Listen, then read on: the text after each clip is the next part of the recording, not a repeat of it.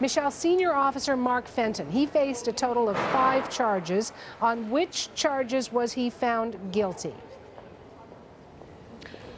He was found guilty on 3 of the 5 charges, 2 counts of unlawful mass arrests and 1 of discreditable conduct.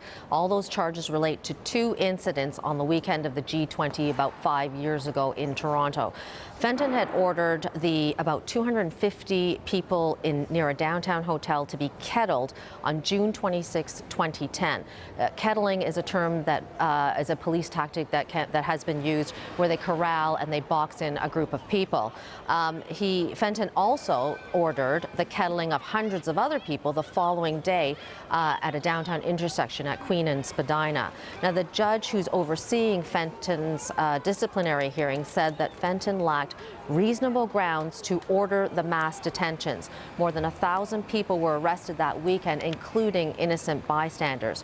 The guilty verdict of discreditable conduct charge relates to the kettling at Queen and Spadina.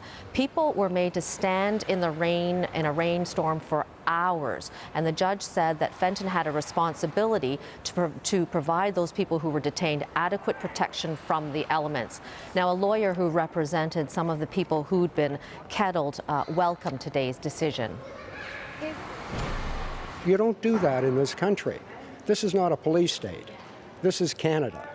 And as a result of that, we're satisfied. But as I said before, there are other people, much higher than Superintendent Fenton, who should be held to account for what happened.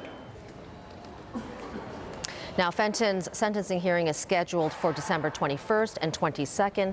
Fenton has had almost 27 years on the Toronto Police Force. He's the most senior officer to be charged under the Police Services Act in relation to the G20. Suhana? Is this the end, then, of the legal battles associated with that G20 summit, Michelle?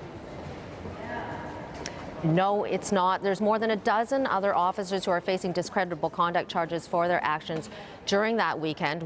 Only one officer has been convicted of assault. His disciplinary hearing is actually on hold while he appeals that criminal conviction. Suhana? Thank you, Michelle. CBC's Michelle Chung in Toronto.